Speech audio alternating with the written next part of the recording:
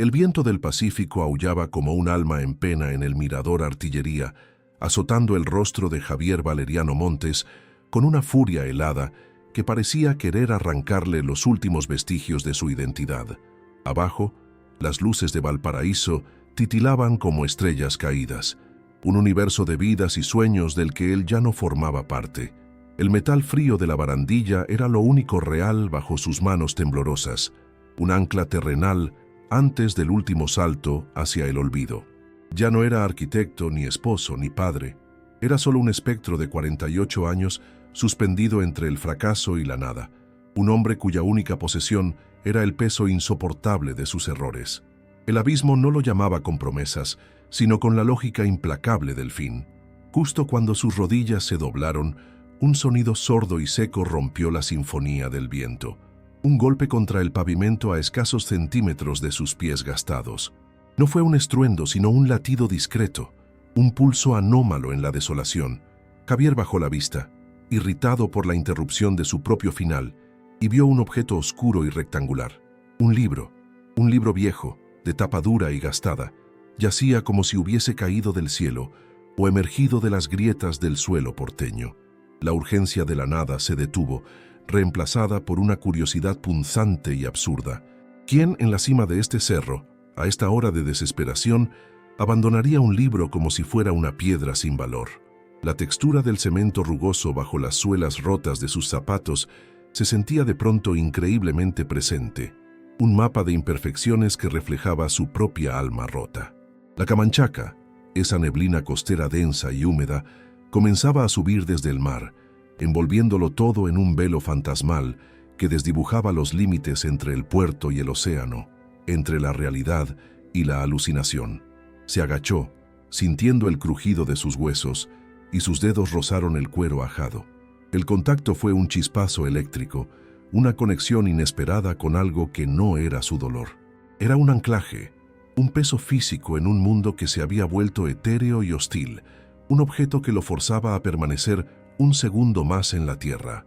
Valparaíso, con su caos de escaleras que no llevan a ninguna parte y sus murales que gritan historias de otros, siempre le había parecido un laberinto diseñado para perderse.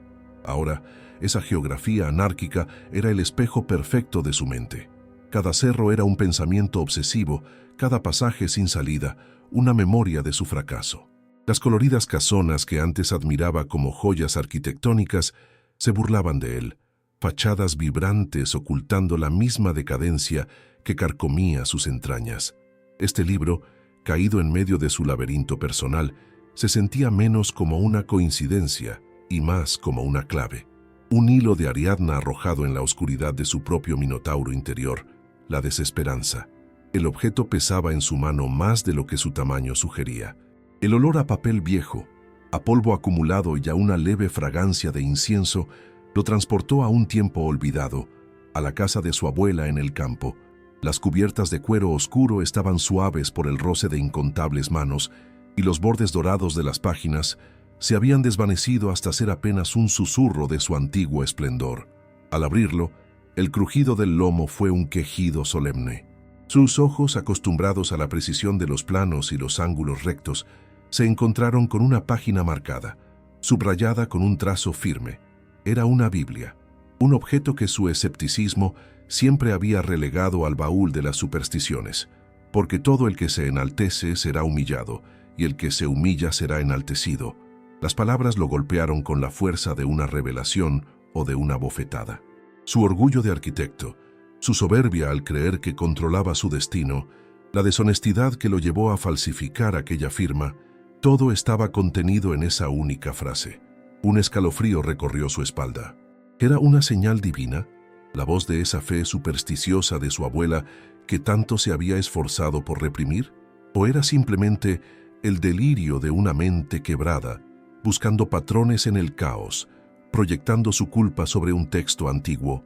El Javier racional luchaba contra el hombre desesperado que necesitaba creer en algo, cualquier cosa. Este libro no era solo tinta y papel, se sentía como un mapa entregado en el borde del precipicio. Un camino se abría ante él, pero estaba envuelto en la misma niebla que ahora devoraba la ciudad. Un sendero podía llevarlo hacia una redención impensada, a reconstruir no sus edificios, sino a sí mismo desde los cimientos.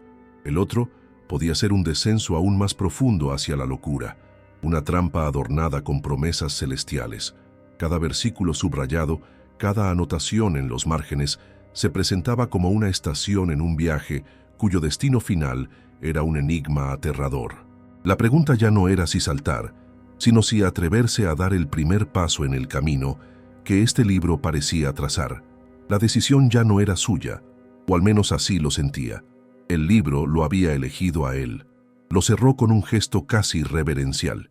La pequeña llave oxidada que encontró junto a una estampa de San Expedito, ahora clavada en su palma. El viento seguía aullando, pero ya no sonaba como una condena, sino como un coro expectante. Para un hombre que había perdido la fe en la lógica, en el esfuerzo y hasta en sí mismo, ¿podría la fe de un completo extraño ser su única salvación? ¿O estaba abrazando el instrumento de su perdición definitiva, un evangelio escrito por un diablo con cara de santo? Con la Biblia aferrada a su pecho, como un escudo contra el viento y la nada, Javier dio la espalda al abismo. Descendió del cerro Artillería no como un hombre que había encontrado a Dios, sino como un náufrago que se aferra al único madero a flote. Las calles de Valparaíso se lo tragaron, un laberinto de escaleras empinadas y pasajes estrechos iluminados por la luz amarillenta y enfermiza de los faroles. Cada sombra parecía moverse, cada rincón ocultaba una amenaza o una promesa. El olor a sal, a pescado frito y a orina se mezclaba en el aire, la cruda fragancia de la supervivencia. No buscaba un destino, solo un respiro, un lugar donde el aullido del viento no sonara tan parecido a las voces de sus acreedores y de su propia conciencia. Era un fantasma recorriendo las venas de una ciudad que antes había querido conquistar con acero y cristal. Encontró refugio en los escalones de la iglesia La Matriz, un gigante de piedra que parecía vigilar el sueño inquieto del puerto. No se atrevió a entrar, sintiéndose indigno de cruzar ese umbral sagrado. Se sentó en la penumbra, protegido del viento más fuerte, y abrió de nuevo el libro. Bajo la luz temblorosa de una farola, las páginas revelaron más que versículos subrayados. En los márgenes, junto a pasajes sobre deudas y juicios, había anotaciones crípticas, cifras, iniciales, fechas y símbolos que no tenían ninguna relación aparente con el texto sagrado. Parecían más los registros de un contable que las reflexiones de un devoto.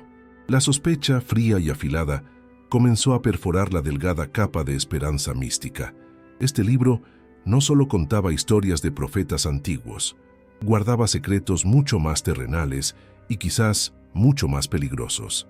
El frío de la madrugada se colaba por las fibras de su raído abrigo, pero una extraña energía lo mantenía en movimiento. Su mente de arquitecto, entrenada para encontrar orden en el caos y descifrar planos complejos, se obsesionó con una de las anotaciones. Junto a un versículo del libro de los Proverbios que hablaba de la generosidad, una caligrafía apretada decía: «Deuda de gratitud, Muelle Prat». Era la única pista que ofrecía un lugar concreto, una coordenada en su mapa de incertidumbre. La lógica le gritaba que era una locura, una coincidencia sin sentido. ¿Qué esperaba encontrar allí? ¿Una revelación divina entre cajas de pescado y redes de pesca? Sin embargo, la alternativa era volver al silencio de su desesperanza, a la parálisis total. Con los primeros rayos de sol tiñendo la niebla de un color anaranjado, Javier se puso en pie. No iba en busca de un milagro, sino de una señal, cualquier señal, que le indicara que no estaba completamente solo en el universo. El muelle Prat era un hervidero de actividad febril. Los pescadores, hombres de piel curtida por el sol y la sal, gritaban órdenes mientras descargaban la pesca de la noche. El aire era una mezcla densa de diésel, mar y vida marina. Javier se movía entre ellos como un fantasma, un hombre de manos suaves en un mundo de callos y esfuerzo físico, buscando un rostro, una situación, algo que encajara con la críptica frase del libro. Y entonces lo vio, un hombre mayor, enredado en una red que una grúa comenzaba a izar, gritaba de dolor mientras la soga se tensaba peligrosamente alrededor de su pierna. Por un instante, todos se quedaron paralizados. Pero la frase «deuda de gratitud» resonó en la cabeza de Javier, y actuó. Se abalanzó, sacando una navaja que usaba para afilar lápices en su otra vida, y cortó la cuerda con una precisión instintiva, liberando al hombre justo a tiempo. El pescador, un hombre llamado Lucho, con el rostro como un mapa de arrugas tallado por el sol, se puso de pie con dificultad, su mirada mezclando dolor y una inmensa gratitud. «¿Cómo te llamas, amigo? Me salvaste la pierna, o quizás algo más», dijo con voz ronca. Al ver la ropa gastada y la mirada perdida de Javier, comprendió su situación sin necesidad de palabras. «No tengo mucho, pero por hoy tienes trabajo y un plato caliente. Es lo menos que puedo hacer, ¿cachai? La mar da y la mar quita, pero entre nosotros nos cuidamos». Javier asintió, incapaz de articular una respuesta. El calor del café que Lucho le ofreció se sintió como una bendición, un milagro tangible que se extendía desde sus manos frías hasta el centro de su pecho. La secuencia era innegable: la profecía, el acto de fe, la recompensa. Por primera vez en meses, la esperanza no era un recuerdo doloroso, sino una posibilidad real. Mientras limpiaba pescado junto a Lucho, con un torpe ritmo que contrastaba con la destreza de los hombres del muelle, Javier escuchaba. Las conversaciones eran un tejido de bromas, quejas y preocupaciones, y un nombre se repetía en susurros cargados de temor: el coleccionista. Hablaban de él no como una persona, sino como una fuerza, un prestamista que tenía a medio puerto ahogado en deudas impagables. En un momento, Lucho, mientras revisaba su pierna adolorida, murmuró para sí: «Este susto me servirá de lección. Dicen que a los que se atrasan les pasan cosas peores». La palabra accidente resonó en la mente de Javier con un eco siniestro. La gratitud divina que había sentido se agrietó, revelando una posibilidad mucho más oscura. ¿Y si el accidente no fue un azar del destino, sino una advertencia orquestada por este misterioso coleccionista? La cálida sensación de esperanza se evaporó tan rápido como la neblina matutina, dejando un residuo helado de sospecha. Esa noche, en el improvisado refugio que Lucho le había conseguido en una bodega del puerto, Javier ya no buscaba consuelo en la Biblia. Buscaba un patrón. Su mente, antes dedicada a calcular la resistencia de materiales, ahora se sumergía en la criptografía de la desesperación. Las iniciales junto a versículos sobre la ira de Dios, las cifras al lado de pasajes sobre la usura, no eran reflexiones, eran registros. Deuda de gratitud no había sido una promesa divina, sino el título de una cuenta en un libro mayor retorcido. La fe que había comenzado a florecer en su interior se marchitó, siendo reemplazada por una fascinación macabra. El libro no era un mapa hacia el cielo, sino un directorio del infierno personal de media ciudad de Valparaíso, y él, de alguna manera, se había convertido en su guardián. Al día siguiente, Javier abordó a Lucho con una estrategia. Dejó de ser el vagabundo agradecido para convertirse en un confidente cauto. Le habló de su propia ruina, omitiendo los detalles más vergonzosos, creando un falso lazo de compañerismo entre hombres caídos. «¿Cómo uno se mete con gente como ese tal coleccionista?», preguntó con una naturalidad estudiada. Lucho, sintiendo que le debía a Javier más que un plato de comida, bajó la voz y confesó: «Es un viejo diablo. Lo anota todo en un libro antiguo que trata como si fuera sagrado. Dicen que está casi ciego, pero que su memoria y sus registros son infalibles. No anota solo plata, anota favores, secretos, pecados. Cada uno tiene su versículo, como si Dios mismo fuera su cobrador». La confesión fue un martillazo. La verdad brutal y profana quedó expuesta. Sostenía en sus manos el libro de contabilidad del diablo. El mundo de Javier se encogió hasta reducirse a las páginas amarillentas de esa Biblia profana. El miedo inicial a ser descubierto con el libro del usurero fue rápidamente devorado por una obsesión febril. Si Lucho estaba allí, si los pequeños comerciantes del mercado Cardonal estaban allí, ¿quién más podría estar atrapado en esa red de tinta y pecado? Pasó la noche en vela, susurrando los versículos como si fueran conjuros, tratando de unir las piezas del rompecabezas, y entonces su corazón se detuvo. Al lado de un pasaje del Eclesiastés que sentenciaba la vanidad de las ambiciones terrenales, una nota precisa: ET, Proyecto C, Cordillera, firma falsa. No había lugar a dudas. ET era el turco, su ex socio. C Cordillera era el proyecto inmobiliario que había sido su tumba.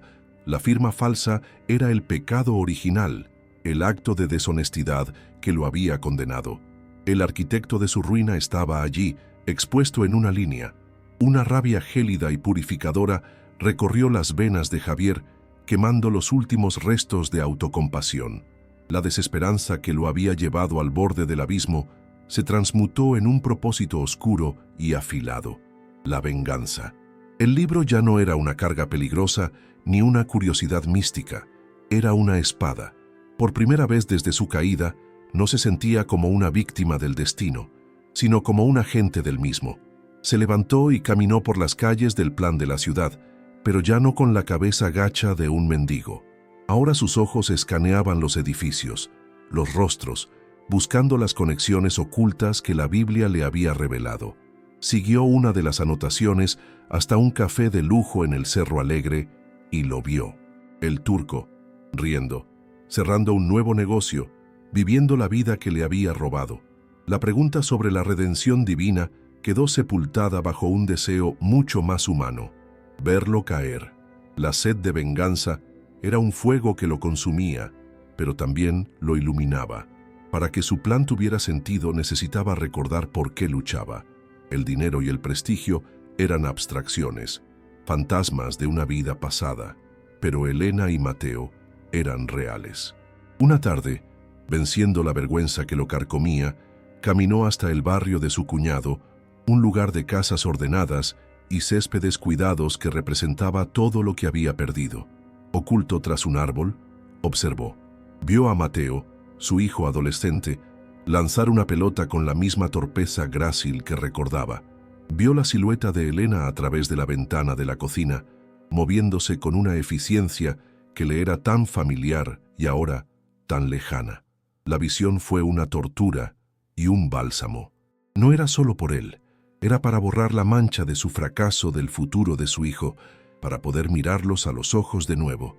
La imagen de su familia, sin embargo, trajo consigo una oleada de duda. El rostro de su abuela y su fe sencilla se superpuso a la imagen de la Biblia convertida en un arma. ¿Se puede alcanzar la justicia a través del pecado de otro? La pregunta lo carcomía. Impulsado por esta contradicción, regresó a la iglesia La Matriz, pero esta vez buscó al hombre, no a Dios. Encontró al padre Benjamín supervisando la limpieza de unos candelabros de plata. Javier se acercó, presentándose como un hombre con una carga moral. Le planteó un dilema hipotético sobre un conocimiento que podría destruir a un hombre malo, pero cuyo origen era impuro. El padre Benjamín lo escuchó con una paciencia que parecía infinita, sus ojos penetrantes y cansados. «A veces, hijo», dijo el sacerdote, «el problema no es la herramienta que usamos, sino si estamos dispuestos a convertirnos en ella. La justicia y la venganza a menudo beben del mismo pozo». Las palabras del padre Benjamín, lejos de disuadirlo, se solidificaron en la mente de Javier como un permiso. Convertirse en la herramienta no sonaba a una advertencia, sino a un destino, un sacrificio necesario para reordenar el universo moral que lo había aplastado. Decidió probar el poder que tenía en sus manos, pero con cautela, como un ingeniero que prueba la resistencia de un nuevo material. En las páginas del libro, encontró una anotación detallada sobre un inspector municipal corrupto que extorsionaba a los puesteros del mercado Cardonal, mencionando su debilidad por las apuestas clandestinas. Con el pulso firme, Javier redactó una nota anónima usando un lenguaje preciso y técnico y la envió a la oficina de control interno del municipio. No era una denuncia completa, solo una fuga de información controlada, una semilla de duda plantada en el lugar correcto. Era una prueba para medir el alcance de su nueva arma. Unos días después, mientras ayudaba a Lucho a reparar unas redes, el murmullo de la noticia llegó hasta el muelle. El inspector había sido suspendido, sujeto a una investigación fulminante.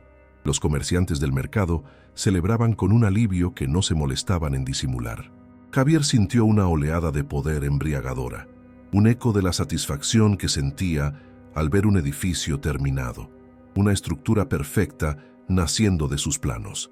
Era el arquitecto de nuevo, pero sus materiales ya no eran el hormigón y el vidrio, sino los secretos y las vidas de otros. Sin embargo, su éxito no pasó desapercibido. La noticia del inspector caído llegó a oídos de El Turco, quien tenía sus propios acuerdos con él. Paranoico y astuto, supo que aquello no era mala suerte. Alguien tenía información, alguien estaba moviendo los hilos. El cazador, sin saberlo, acababa de alertar a su presa más peligrosa. La paranoia de El Turco era un motor potente. No creía en las casualidades, solo en las causalidades y las conspiraciones. Su primer instinto lo llevó a buscar al único hombre que atesoraba los pecados de la ciudad como si fueran joyas, el coleccionista. Pero el viejo usurero se había esfumado. Su habitual rincón en el café del puerto estaba vacío. Su red de informantes no sabía nada. Había desaparecido la misma noche en que, según sus averiguaciones, un fantasma intentó suicidarse en el Cerro Artillería. El Turco sintió un escalofrío. El libro de cuentas, el verdadero poder detrás del trono del usurero, no estaba. Desató a sus matones en el puerto, hombres que preguntaban no con palabras, sino con presión y amenazas veladas. No buscaban a Javier Montes, el arquitecto caído. Buscaban al hombre anónimo que encontró el libro del diablo, sin saber que eran la misma persona. Preocupada por el silencio y la melancolía de Mateo, Elena finalmente descubrió la verdad. Su hijo se escapaba para encontrarse con su padre en los muelles, buscando en la figura demacrada de Javier un eco del hombre que admiraba. Furiosa y asustada, Elena fue a buscarlo. Lo encontró remendando una red, sus manos de arquitecto ahora ásperas y callosas. La confrontación fue una tormenta de reproches y dolor. «Aléjate de él. ¿No le has hecho ya suficiente daño?», le espetó, su voz temblando de rabia y de una tristeza profunda. Pero mientras lo acusaba, vio algo nuevo en su mirada. Ya no era la desesperación vacía de un hombre derrotado, era una intensidad fría, un propósito afilado y peligroso que la asustó más que su fracaso. Este no era solo el hombre que lo había perdido todo, era un hombre que había encontrado algo terrible para reemplazarlo. El enfrentamiento con Elena lo dejó temblando, no de duda, sino de una renovada y amarga determinación. Sus acusaciones eran justas, y eso era lo insoportable. Entendió que las pequeñas victorias anónimas no bastarían. Necesitaba un golpe teatral, una vindicación pública que demoliera la imagen de fracasado que su familia tenía de él. Volvió a la anotación sobre El Turco, la que mencionaba la firma falsa. Comprendió que la críptica nota era una acusación, no una prueba. Necesitaba más. Al lado de la entrada había una inicial y una referencia a un bar sórdido en el barrio Puerto. Para obtener lo que necesitaba, tendría que abandonar la seguridad de las sombras, buscar a esa persona y sumergirse en el mismo mundo de transacciones turbias que pretendía juzgar. El arquitecto de la venganza debía ahora ensuciarse las manos con los materiales de la traición, arriesgándose a ser visto, a ser reconocido. Mientras tanto, la red de El Turco se cerraba. Uno de sus hombres le informó sobre el extraño ayudante que Lucho, el pescador del accidente, había tomado. Un hombre que apareció de la nada la misma semana que el coleccionista se esfumó. La coincidencia era demasiado grande. Conducido por una corazonada helada, El Turco fue al muelle Prat en su sedán de lujo, una pantera de metal y cristal en medio de la herrumbre del puerto. Desde la distancia, observó la escena con binoculares. Vio a Lucho y a su lado, la figura de un hombre con una gorra calada. Esperó. En un momento, el hombre se irguió para secarse el sudor de la frente y su rostro quedó expuesto bajo el sol. La sangre de El Turco se congeló. Javier Valeriano Montes. El fantasma tenía un nombre. El hombre que había destruido estaba allí. Y de pronto, todo encajó con una lógica aterradora. El cruce de miradas duró apenas un segundo, pero en ese instante se libró una guerra silenciosa. Javier vio el reconocimiento en los ojos de El Turco, seguido de una furia gélida que le heló la sangre. El juego había terminado. El depredador había encontrado a su presa. Un pánico visceral, el mismo que sintió al borde del mirador, se apoderó de él. Dejó caer las redes, murmuró una disculpa incoherente a Lucho y corrió, desapareciendo entre los contenedores y el bullicio del puerto. No tenía un plan, solo el instinto de huir. El turco observó su escape con una calma aterradora, como quien ve a una rata correr hacia el interior de una jaula. No lo siguió. En su lugar tomó su teléfono y con una voz desprovista de emoción dio una orden sencilla. La cacería había comenzado oficialmente, y Valparaíso, con todos sus cerros y escondites, se había vuelto una trampa mortal. El turco era un estratega del miedo, y sabía que la fuerza bruta era menos efectiva que la precisión quirúrgica. No necesitaba perseguir a Javier por los cerros. Conocía su verdadera vulnerabilidad. Condujo hasta el colegio de Mateo, un edificio en una calle tranquila, y esperó. No se bajó del coche. No hizo ningún gesto amenazante. Simplemente aparcó su lujoso vehículo al otro lado de la calle a la hora de la salida, una presencia oscura e incongruente en el entorno escolar. Sus ojos siguieron a Mateo mientras salía con sus amigos, una mirada posesiva y evaluadora. Luego, sacó su teléfono y le envió un mensaje a Elena, un texto breve y brutal. «Dile a Javier que he visto a nuestro hijo. Tiene algo que me pertenece. Si no quiere que Mateo pague por sus deudas, que me devuelva mi libro». La amenaza era implacable, convirtiendo el amor de Javier por su hijo en el eslabón más débil de su cadena. El teléfono sonó en el bolsillo de Javier con una estridencia que desgarró el silencio de su escondite. Una ruinosa sala de máquinas de un viejo edificio. Era Elena. Su voz no era de reproche, sino de puro pánico, un torrente de palabras rotas por el miedo. «¿Qué hiciste, Javier? Por el amor de Dios». Un hombre, el turco, estaba vigilando a Mateo a la salida del colegio. Sabe dónde vive, sabe dónde estudia. Quiere un libro, un maldito libro. ¿En qué nos has metido? Cada palabra era un clavo que lo fijaba en una cruz de su propia construcción. El poder que había sentido, la justa ira, la fantasía de la venganza. Todo se disolvió en el ácido del terror de Elena. Se dio cuenta de que, en su intento de ser el arquitecto de la justicia, solo había diseñado una trampa perfecta para su propio hijo. La Biblia en sus manos pesaba ahora como una lápida. Apenas un minuto después el teléfono volvió a sonar. Un número desconocido. Era él. La voz de el turco era seda y veneno. La calma de un depredador que sabe que ha ganado. «Montes, qué bueno escucharte. Imagino que tu exesposa te puso al día. Las cosas son simples. Tienes algo que es mío, un recuerdo familiar, digamos, y yo tengo un nuevo interés en el bienestar de tu muchacho. Te propongo un intercambio», dictó el lugar, el abandonado ascensor San Cristóbal en el cerro, a la medianoche. «Ven solo, por supuesto. Si veo un solo uniforme o si se te ocurre alguna estupidez, la conversación que tendré con Mateo será mucho menos agradable, ¿cachai?». Colgó. El silencio que quedó fue más violento que cualquier grito. Javier estaba atrapado. La espada de la venganza que había afilado con tanto esmero ahora apuntaba directamente al corazón de su hijo. Las horas previas a la medianoche fueron un purgatorio. Javier, acurrucado en las ruinas de su refugio, se enfrentó a la versión más cruda de sí mismo. La venganza se le reveló como lo que era, una vanidad, un eco del mismo orgullo de arquitecto que lo había llevado a falsificar aquella firma y a destruir a su familia.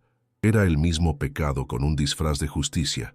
Abrió la Biblia por última vez, sus páginas ahora testigos de su locura. Sus dedos rozaron la pequeña llave oxidada que había encontrado al principio, junto a la estampa de San Expedito, el santo de las causas urgentes. La había ignorado, considerándola una baratija sin sentido. Ahora, en la derrota total, la sostuvo en su palma. Tomó su decisión. No había honor en sacrificar a su hijo en el altar de su ego. Entregaría el libro, aceptaría la humillación final para que Mateo pudiera vivir sin miedo. Se puso en pie, listo para caminar hacia su rendición, cuando un recuerdo técnico, un fantasma de su antigua profesión, destelló en su mente. Ascensor San Cristóbal. Recordaba haber estudiado esos viejos funiculares patrimoniales, sus mecanismos simples, casi arcaicos. La mayoría eran eléctricos, pero los más antiguos tenían sistemas de control manual, cajas de anulación de emergencia. Miró la llave. No era una llave de puerta. Era una llave de servicio, de corte cuadrado diseñada para una cerradura industrial. Una idea absurda, una posibilidad infinitesimal. Se abrió paso en su desesperación. Probablemente no era nada, una simple coincidencia, pero era más que nada. Envolvió la Biblia en un trozo de tela, como un sudario, y se guardó la llave en el bolsillo. Iba a entregar su única arma, sí, pero llevaría consigo una última y desesperada pregunta. La estación superior del ascensor San Cristóbal era un esqueleto de madera y óxido recortado contra un cielo sin estrellas. El viento se colaba por las tablas rotas con un silbido fúnebre. Allí, bañado por la luz pálida de la luna, esperaba el turco, con uno de sus hombres a su lado, y junto a ellos, Mateo. El rostro de su hijo era una máscara de terror controlado que intentaba sin éxito ocultar su temblor. Javier subió el último tramo de la escalera, el corazón martilleándole en las sienes. Sostuvo la Biblia envuelta en tela, el objeto que había sido su cruz y su efímera esperanza. Justo a tiempo, Montes, siempre tan profesional, se burló el turco, saboreando su victoria. El libro, dámelo ahora, o tu chico hará un viaje muy rápido hacia abajo, sin el carro. La amenaza flotaba, pesada y real, en el aire helado de la noche. Javier avanzó lentamente, sus ojos fijos en Mateo, tratando de transmitirle una calma que no sentía. A pocos pasos, fingió tropezar, un movimiento torpe y desesperado que hizo que la Biblia se le cayera de las manos y rodara por el suelo de madera. Fue la distracción perfecta. Mientras el matón se agachaba instintivamente para recoger el preciado libro, Javier no atacó. Se lanzó hacia el panel de control del funicular, junto a Mateo. Con una mano temblorosa pero veloz, sacó la pequeña llave y la introdujo en una cerradura de servicio que la mugre casi ocultaba. Giró. Un estruendo metálico, un clank gutural, rompió la noche. No era la cabina de Mateo la que se movía, sino la otra, en la que estaban el turco y su cómplice. El freno se liberó y el carro se desplomó un par de metros con una sacudida brutal, enviando a los dos hombres al suelo. En la confusión del momento, con el turco y su secuaz tratando de ponerse en pie en la cabina inclinada, Javier no dudó. Agarró a Mateo del brazo y lo arrastró hacia las escaleras de emergencia que corrían paralelas a los rieles. «¡Montes!», gritó el turco, con la voz distorsionada por la furia, logrando sacar un arma.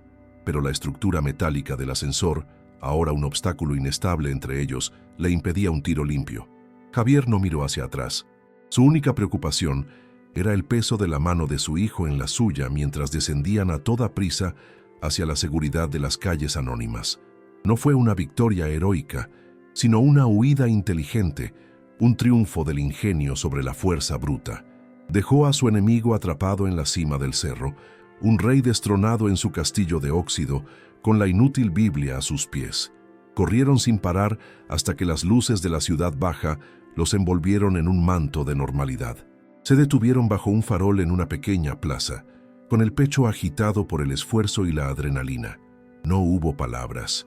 Las explicaciones, las disculpas, los reproches, todo eso podía esperar. Javier simplemente se giró y abrazó a su hijo con una fuerza que guardaba meses de dolor, culpa y anhelo.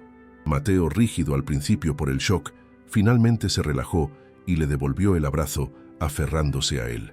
En ese simple contacto, en el calor del cuerpo de su hijo a salvo contra el suyo, Javier encontró la verdadera absolución. La paz que inundó su alma no provenía de un Dios misterioso ni de una venganza cumplida, sino del acto más terrenal y sagrado de todos, el de un padre protegiendo a su cría.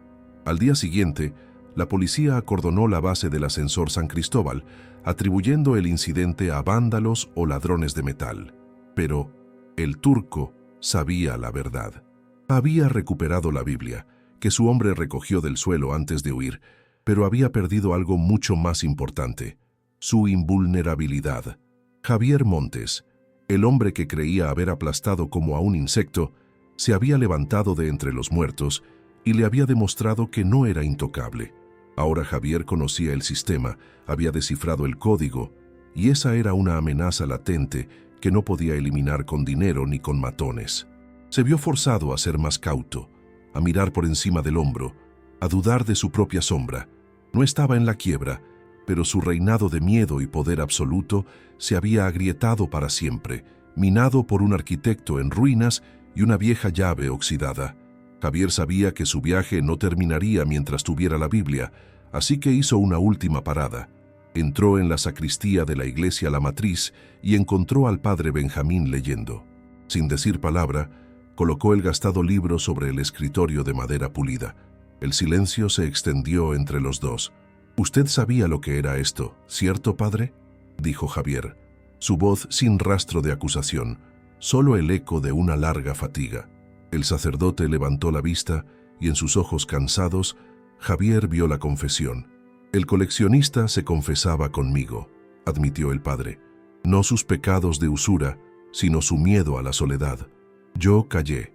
Javier asintió, comprendiendo la complejidad de la debilidad humana. «Ahora es suyo», dijo, empujando suavemente el libro. «Usted decida si Valparaíso necesita un milagro o una purga». Al renunciar al poder del libro, Javier se liberó finalmente de su veneno. Se encontró con Elena en un café sencillo del Cerro Concepción, uno con grandes ventanales que se abrían al vasto lienzo del Pacífico. El aire entre ellos ya no estaba cargado con la electricidad del reproche. En la mirada de ella, Javier ya no vio miedo ni ira, sino una profunda y agotada compasión y algo parecido al respeto. Ella no sabía los detalles de la noche anterior, solo el resultado. Mateo estaba a salvo gracias a él. Javier no intentó excusarse ni pintar un futuro brillante que no podía prometer. Simplemente la miró a los ojos y dijo las dos palabras que más le había costado aprender en su vida. «Lo siento por todo». Le explicó que no quería recuperar su antigua vida, sino empezar una nueva, una más pequeña, más honesta, y ser el padre que Mateo merecía. Era una rendición total, y sin embargo, se sentía como el hombre más fuerte del mundo. Elena lo escuchó en silencio, removiendo su café con una cucharilla. Vio al hombre del que se había enamorado, no al arquitecto brillante y arrogante, sino al joven vulnerable que una vez soñó con construir cosas hermosas. «La confianza es como tus edificios, Javier», dijo finalmente, su voz suave. «No se reconstruye en un día. Se necesita una base sólida». No le ofreció una falsa promesa de reconciliación. No le dijo que todo volvería a ser como antes, porque ambos sabían que era imposible. Pero Mateo necesita a su padre. Podemos empezar por ahí, un día a la vez. No era el final feliz de un cuento de hadas, sino algo mucho más real y valioso. La primera piedra de un puente construido sobre las ruinas, una oportunidad. Para Javier, esa oportunidad lo era todo. Había recuperado su dignidad, no su estatus. Meses después, el sol del mediodía bañaba el muelle Prat con una luz clara y honesta. Javier, con la piel tostada por el sol y las manos encallecidas por el trabajo, reía a carcajadas ante una broma de Lucho. Ya no era el espectro que había llegado allí, sino uno más entre los hombres del mar. Tenía un pequeño cuarto alquilado en el Cerro Cordillera, el mismo que una vez quiso conquistar con una torre de vanidad. Sus encuentros con Mateo eran ahora semanales, paseos silenciosos por la costanera, donde hablaban de cosas sencillas. No había recuperado su fortuna, ni su prestigio. Había perdido un mundo para ganar algo infinitamente más valioso, la simpleza de una conciencia tranquila. Se estaba reconstruyendo a sí mismo, no con planos y acero, sino con trabajo honesto, paciencia y el ritmo constante de las mareas.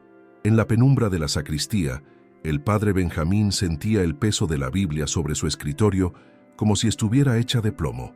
Había pasado noches en vela recorriendo sus páginas, reconociendo nombres, conectando los pecados susurrados en el confesionario con las deudas anotadas en los márgenes. El libro era un cáncer, un mapa de la podredumbre que se escondía tras los coloridos murales de su ciudad. Publicarlo sería como desatar una plaga que destruiría a justos y pecadores por igual.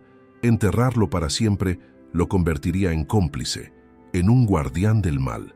La carga que Javier le había entregado se había convertido en su propio vía crucis, una prueba de fe mucho más terrible que cualquier duda teológica. El dilema de la ciudad ahora descansaba sobre sus hombros, un secreto que lo consumía en silencio. La última escena nos devuelve a Javier. Camina por la costanera mientras el sol se hunde en el Pacífico, tiñendo el cielo de tonos anaranjados y violetas. Va solo, pero ya no hay soledad en su figura, sino una serena autosuficiencia. Sus pasos son firmes, los de un hombre que conoce su lugar en el mundo. Ya no escudriña el cielo buscando respuestas, ni se tropieza con libros que dictan su destino. La fe que ha encontrado no reside en objetos ni en milagros, sino en la certeza de sus propias acciones, en la fuerza que descubrió cuando eligió el sacrificio sobre la venganza. Ha perdonado al mundo, perdonándose primero a sí mismo. No es el arquitecto de grandes edificios, pero es finalmente el arquitecto de su propia paz, una estructura modesta pero inmensamente sólida. Mientras Javier se aleja, convirtiéndose en una silueta contra el crepúsculo, la cámara se detiene en un banco de madera vacío frente al mar. Sobre él, olvidado, descansa otro libro, una novela de bolsillo con la portada descolorida por el sol.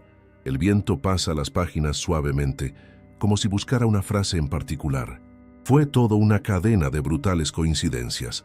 La fe del último hombre, una simple proyección de su mente desesperada, buscando orden en el caos, o fue la mano invisible de una fuerza mayor, una gracia misteriosa que interviene de las formas más extrañas y corruptas.